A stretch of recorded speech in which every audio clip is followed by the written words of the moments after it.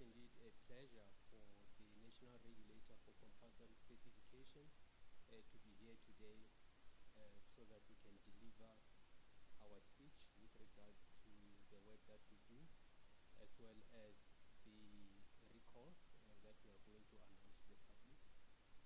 The National Regulator of the Department of Trade, Industry and Competition.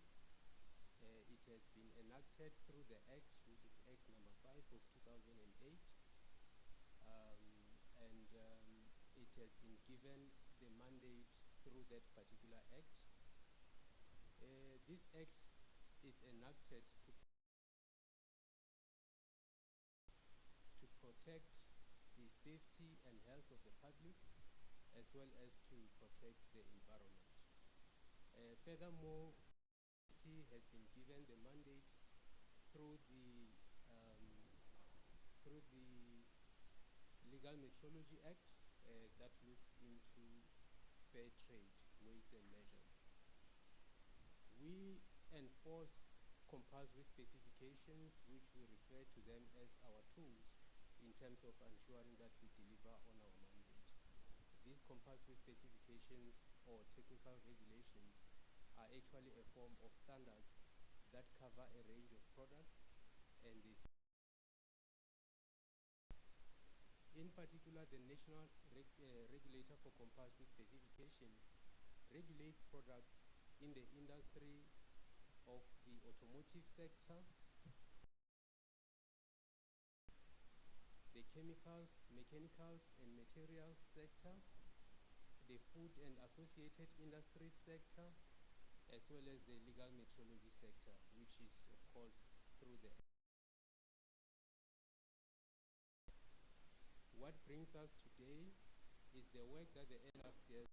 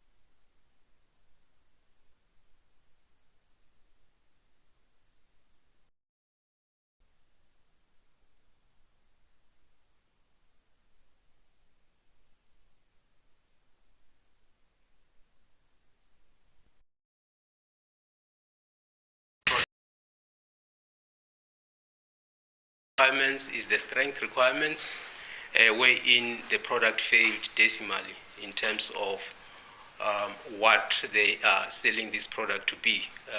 We're talking about a product 2.5 Newton in terms of the strength of the cement, and the tests that we got through the testing were actually giving results that are much lower than what is claimed in this particular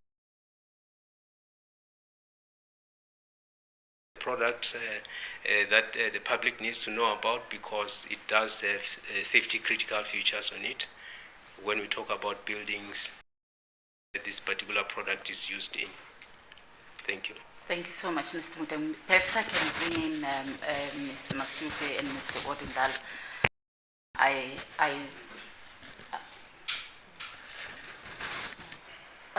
To also touch on the engagement process over and above communicating to the public, other stakeholders involved in the cement industry, but also maybe then just finish sharing the statement with us.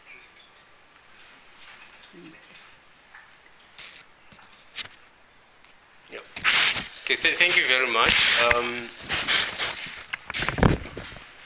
So,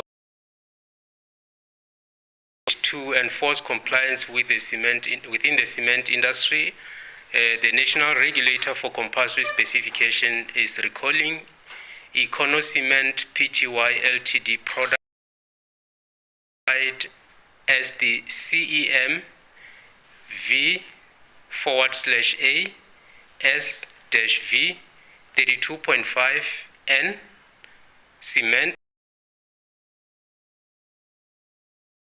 The product is substandard as it has failed to meet the requirements of the compulsory specifications VC 9085.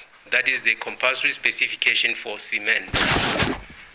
The move to recall the product followed intensive investigations by the National Regulator for Compulsory, which included sampling and testing to ascertain the suitability of the cement to be offered for sale in South Africa. Econo Cement V 32.5 N has failed to meet minimum requirements for the prescribed strength as set out in the compulsory wide recall in order to ensure that the product does not pose a risk to consumers and South African economy at large. Cement is one. There are set specifications or requirements that must be adhered to. When these requirements are compromised, it could lead to the distribution of substandard cement to unsuspecting consumers and the public.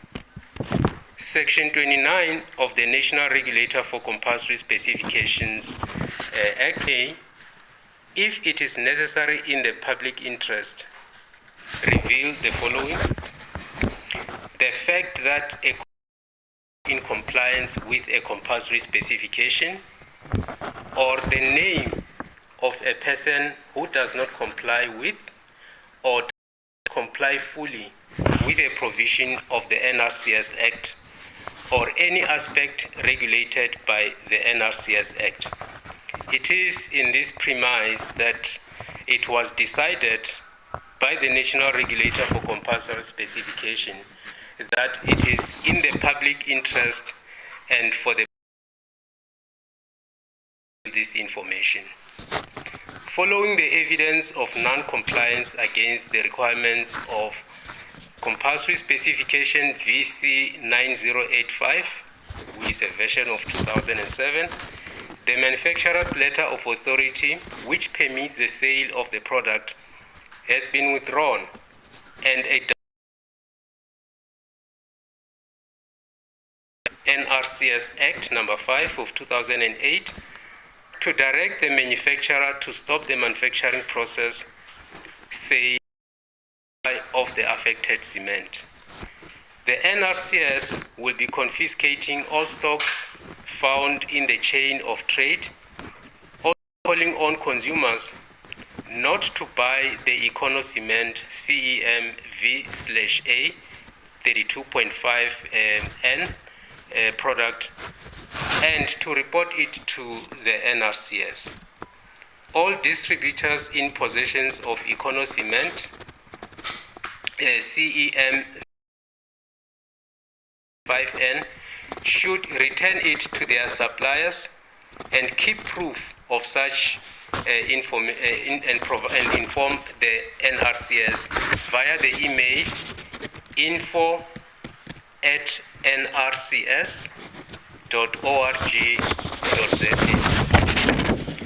Although the product from Mbombela, parts of KwaZulu-Natal, and some areas in Limpopo, it is possible that it may be available elsewhere in the country. The NRCS further calls on all hardware stores selling this product to make urgent contact with the NRCS and stop the sale.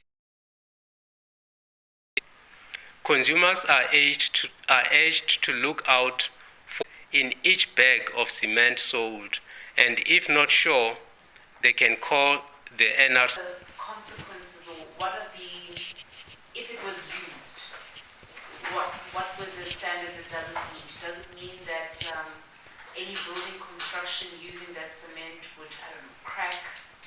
Does it mean, in terms of physically, what are the consequences of the usage of this cement? Yeah, I think I'll... Oh, any other questions?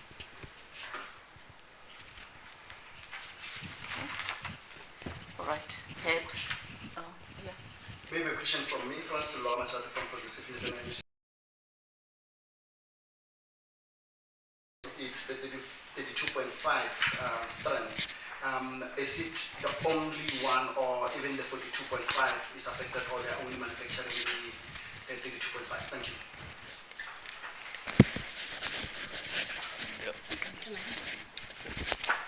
Okay, thank you, Felix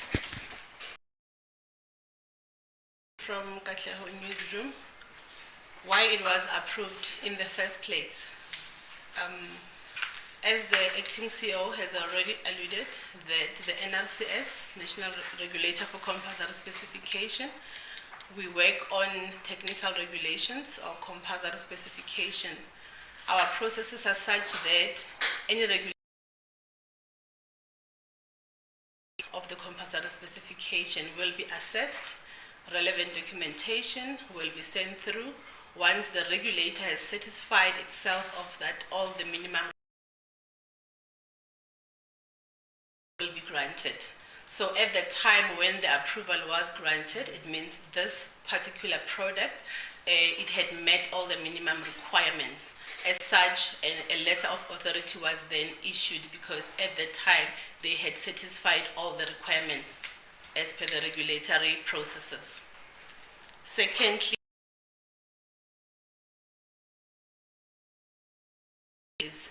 might be found. Okay, currently with the investigation that we handled, we can confirm as per the statement that it was found in certain parts of Mbombela, parts of Gauteng, as well as some parts. We do make it very explicit in our statement that we are not certain to what extent in all the South Africa has it gone to. That is why it is crucial that we alert the consumers to ensure that if it's in a province whereby we haven't detected, then they can contact the regulator. But then currently we are certain of these 3 provinces that we've indicated.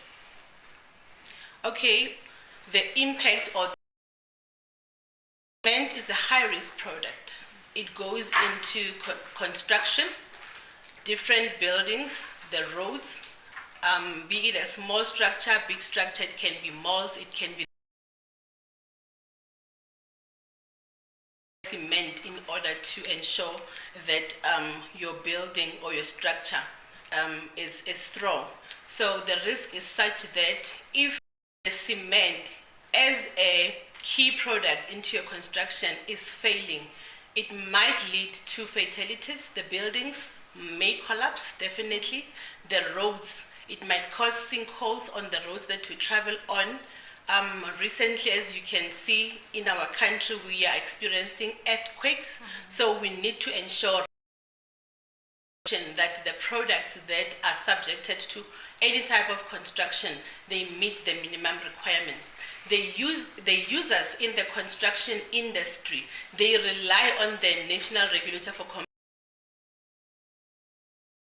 what is available in the market meets the requirements, because as a user, all you have to do is to go to a specific retail level or a distributor to purchase your cement. You need not product that they put throughout in the market complies. So this is a chain. In the regulation, we have different safety controls whereby the producer, which can be a manufacturer, they ought to have a system where they are producing their cement. Secondly, they ought to have a certification body which also plays a key role in ensuring that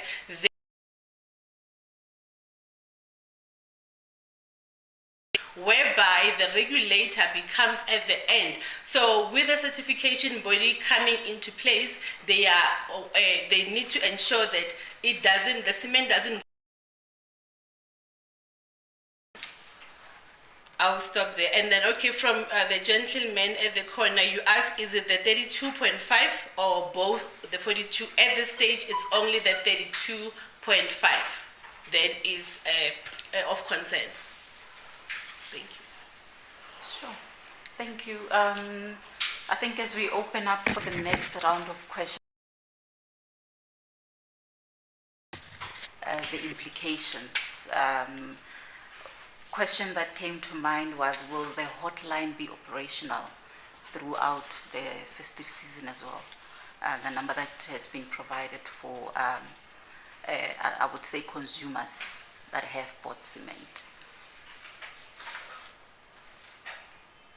Yeah, thank you. I was looking at colleagues, yes. The number is operational 24/7. And of course, even for an event like this, we have to make sure that it's fully operational. Thanks. It's more from CDC. I just want to find out from the TCEO, because previously the regulator indicated that the bigger retail chains were the ones that were more compliant with, in terms of the rules. Than smaller retailers. Still the same. Is the same trend, being still followed or held? Thank you. Gata again from Newsroom. So those who use the cement, but is there any other advisory instruction you'd give or ways in which people can mitigate? So if a structure is standing and they've used the cement, is it on the table that those structures have to be dismantled? I mean, what is that process like in terms of mitigating? You've already used the product. Okay. Oh, there's another question over there. Just to tap from NPC, just to add to Mr. Hill's question. Has been in circulation, and what damage it could have caused already. And those who have bought it, and if they have encountered any structural damage, is there any way that they're going to be compensated? Because when they bought the cement, they probably didn't know that the cement had not. Okay. Frans? Just to add on Tabo's question on how long has the cement been in circulation, and do you then know if there's any bigger project? If you do know, have you been in contact with the project operators or project managers, and what is the way forward there? From Power FM. I also want to in terms of how often do you monitor compliance, even this follow the number of complaints, so how often is that? You can only speak, point them in their direction. It's you principally. Okay. All right. We will just distribute the questions amongst ourselves. Let me actually take the last one from Power FM. How long? Just a second. I think we're going to have to move the mics unless you come closer. How long has it been in circulation, this product concerned? How long has it been in circulation? Okay. All right. We, as the acting CEO has already indicated, that we received an influx of complaints or players, and then we instituted an investigation, because it's one thing to get complaints, but as a regulator, we ought to be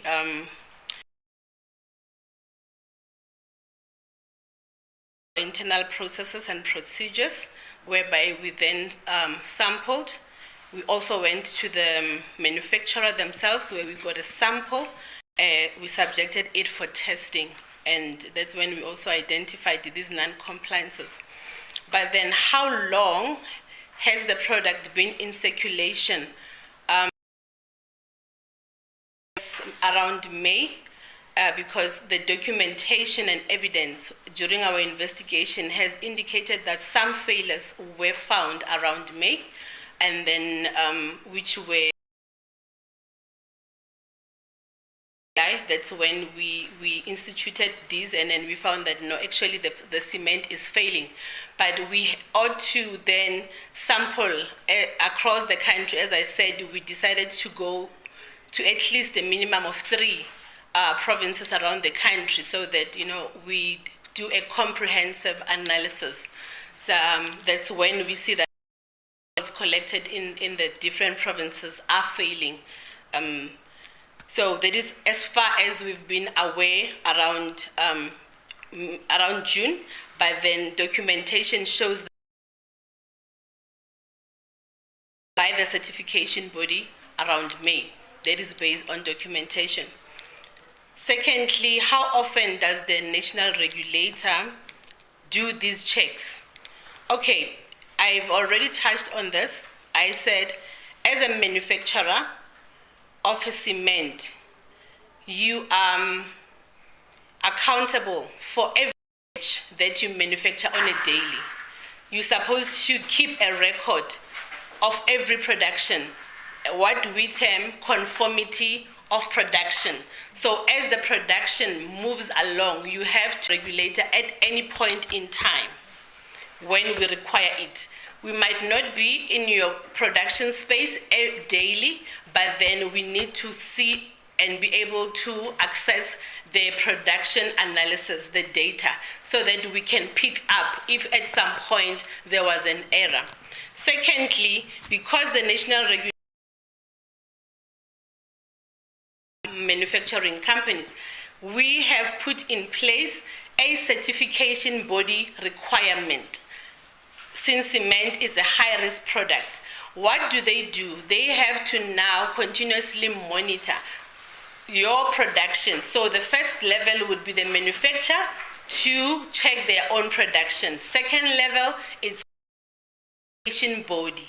Then comes the national regulator. So we can call for a test report from a certification body to say we are calling for your test report.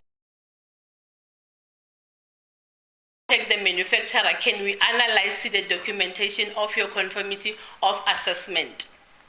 So it's not like we would say once in a 6 months, so we can call for this documentation at whatever time. Our inspectors will also physically go during a production unannounced without an appointment to go and assess or inspect a particular manufacturer. I think it's just to follow up.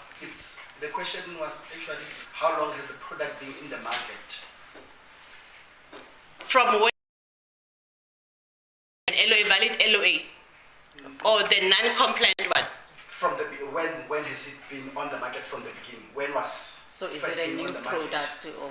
Is it a new product? When has it been in the market? And because that Around 2019, I think it when we issued them with a letter of authority to trade. Yeah. So it's not a new product? Yeah. Okay, all right. Do we have any Just follow-through questions, perhaps? There's one other question. Oh, Yeah. okay. All right. Yeah. I think there was a question from Ms. Mulimo with regards to the size of the organization and their compliance behavior based on the previous issued by the CEO.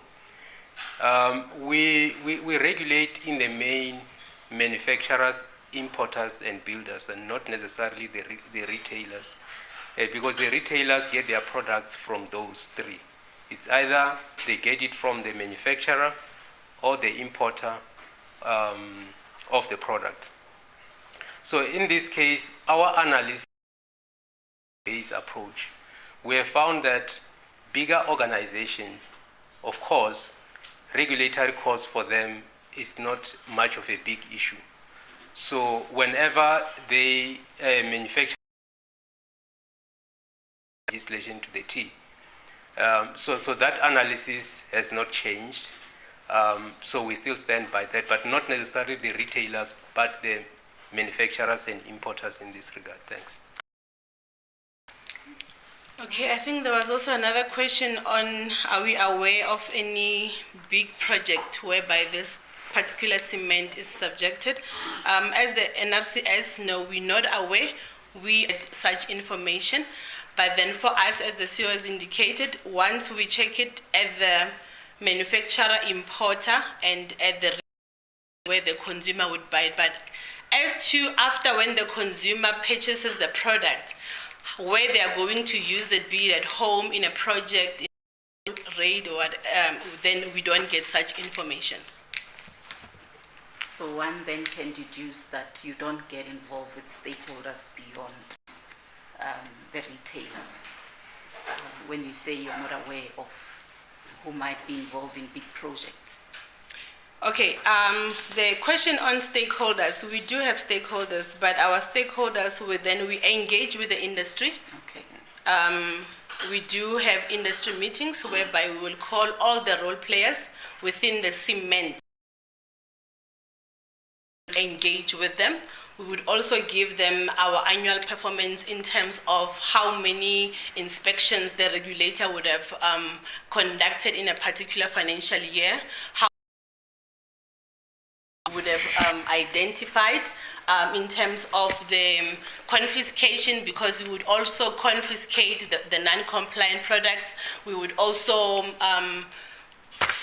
maybe send to the country of origin if it was an imported product, or destroy in the country. So such a performance of an annual we will then share with the industry role players.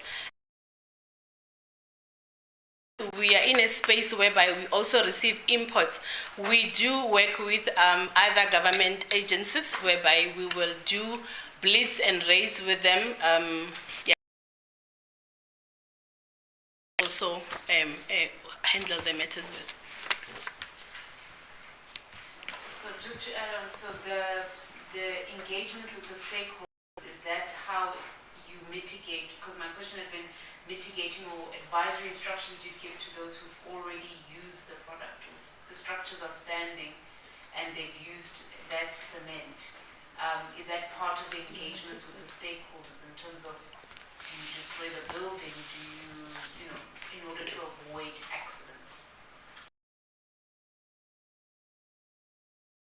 Okay. For critical infrastructure. These microphones have a reason.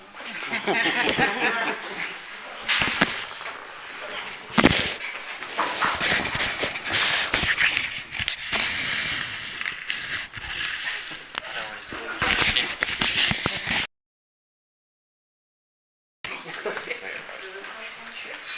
Okay. Is The No, this is his.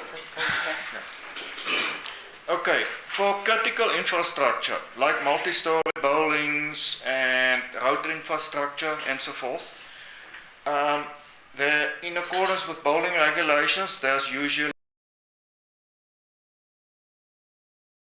in the concrete, remember cement is just a binder. It's not the physical material that is used to erect a structure.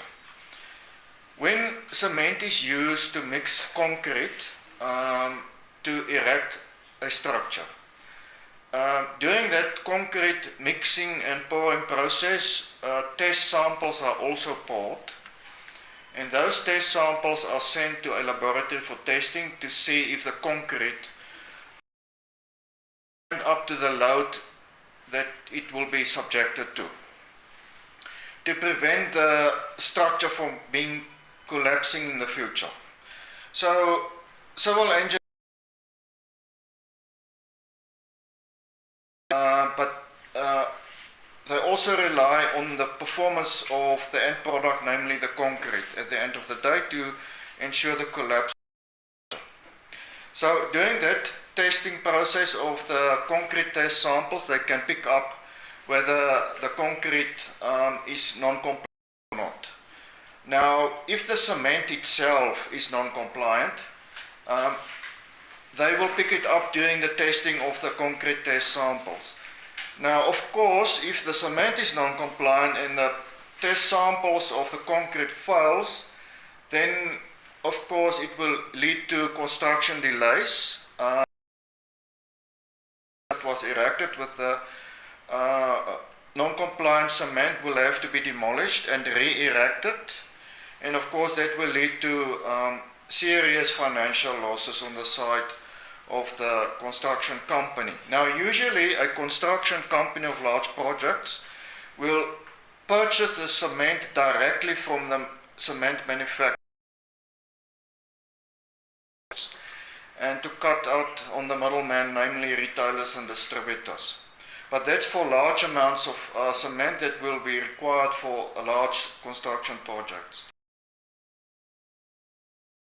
Into the construction of large safety critical infrastructure.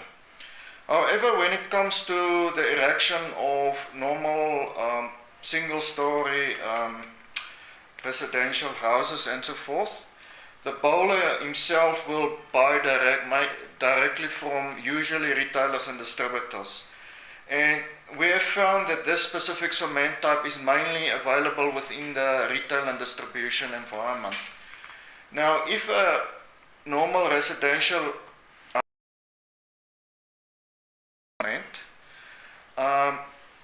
and it collapses and leads to the loss of life, then usually there will have to be an investigation to see if it was loss of life or the collapse of the bowling or any other factor that may have led to the collapse of the bowling. So, but if it has been found that the collapse of the bowling has led cement through an investigation, then the recourse will be through the Consumer Protection Act. In terms of the Consumer Protection Act, you may not place a product onto the market that unless it is in compliance with the relevant national regulations, and in the lack of, if there's a lack of a national regulation for a specific product, then it must be in compliance. But there is a recourse mechanism for users if it was found that product has led to the collapse of a structure, then they can take a recourse through the consumer protection, the manufacturer of the specific product. Thank you. Any further questions, colleagues? Or follow-ups? Cameramen don't usually ask questions. Let me just put that clear. But I think we're speaking about the people building their houses in suburb areas. I'm from the cement is just a binder. In rural areas, cement actually used to form actually use the cement to form those bricks. So now, I think that the horses might have bolted off the stable because if it's been in circulation since 2019. I don't know if what I'm asking is a question because houses have been built using the block bricks that have been formed using the very same cement. And maybe just to add to what you are saying, this takes it further to what Katlego has been asking, the implications. You've touched quite a lot on the building implications itself. And I think why we keep on bringing the part of stakeholders as well. Simone just touched now on that they could have been, because I think what we're also trying to get to is from health point of view as well. If you've been living in such a structure where that cement is substandard, you know, what are the likely implications for people that are living in those dwellings that have been built from such structures? And when we say stakeholders as well, in a process like acts of health have been involved as well, because I think he's asking such a very pertinent question that for a Tom and Mary who's out there who probably doesn't consume the news as much as we do, you know, what does it mean for them? What are their recourses? Okay, can we just clarify something? Okay, do you perhaps want to use this other question before you respond to that? There's another question. Okay. There's a question from Naira from News 24 Business. Have any companies or businesses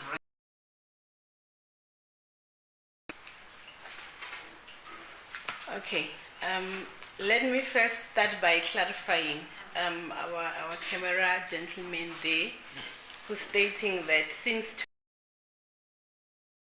usage, in 2019, it was when the National Regulator of Compulsory Specification issued them with a letter of authority. At the time, it was compliant. It means because you cannot get an LOA if you are non-compliant. So the non-compliance part, we're talking about 2023 complaints around the product, the performance of the product. So in 2019, it was compliant. It was granted with a letter of authority. So those years, you shouldn't be understanding that it was non-compliant. No, it was compliant at that time. You cannot get an LOA if you are non-compliant. When you talk about compliance, it's a continuous monitoring type of system. We don't end by giving you an LOA and say that you're compliant, you can produce as you wish. That's when we talk during the time of application. There are things which are usually called, it's a golden sample, right? Whereby any manufacturer can produce a golden sample and say it's been subjected to NRCS LOA application, it will obviously meet the requirements. But then the regulator is there to ensure that as you continuously produce, the consumer, the receiver, the end user is continuously also protected. So we will come in unannounced, even after issuing with an LOA, because we want to see that the product that we is it still compliant to the requirements that were met in January? Do you understand the system? So you can have your LOA granted by us, but then it doesn't end there. We will continuously come and monitor it. We will not only monitor it at a point of manufacture or at a point of import when it arrives in the country. We will further go to now your rural areas that you're talking to. We will go to a place like the other one was received was Pietermaritzburg. We will go to Pietermaritzburg. We will go to Bombela rural areas, whereby we know that those people who are there, they might be taken advantage of because the manufacturer can think those places. Our role is to protect the consumers throughout the country. It does not mean only that we are here at the suburbs. Our role is to be everywhere around the country. Drop the standard along the way. So it's possible that they would have dropped the performance of the cement, the strength of the cement along the way. And if they would have dropped the malfunctioning, then the certification body or even the manufacturer themselves, through their conformity of production, keeping the record, they're supposed to identify that, but regulated that during a certain production, I found some malfunctions on the system. They have a responsibility to inform they found a failure in the system. So the investigations that we have been conducting, they this year around from June until today, because we needed to satisfy our processes that where is the shortfall. That is when now we don't only just go to the source to sample. Yes, we went to the source where the manufacturing does happen. We sampled at their premises, which failed, but we didn't end it there. We also went to the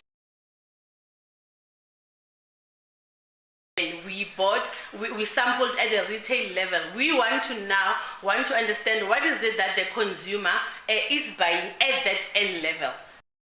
Because we understand that at a manufacturing place, they might be only keeping what we term as golden sample.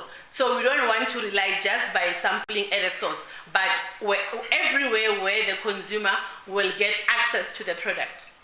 And within the cement industry, most of the day-to-day a layman they will just go to a hardware and purchase a cement. Also, that consumer at that level, they need to be protected by our mandate.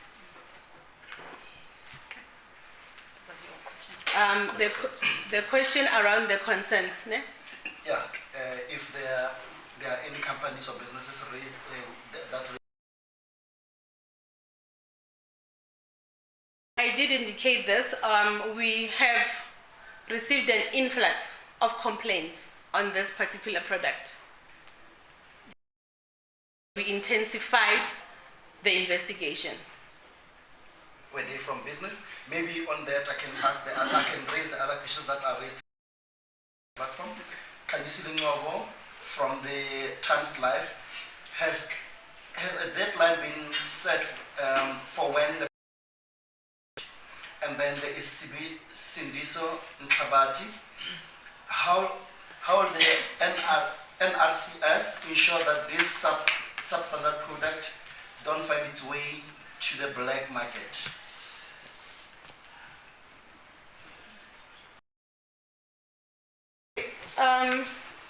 The statement that was read by the acting CEO, it's explicit in terms that it says LOA was withdrawn with immediate effect. Understanding that we don't have capacity to be everywhere, that is why we are here to work.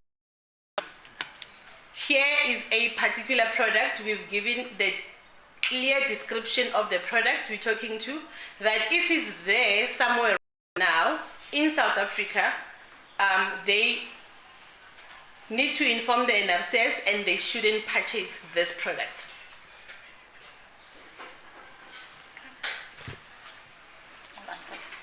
Do we have any further questions?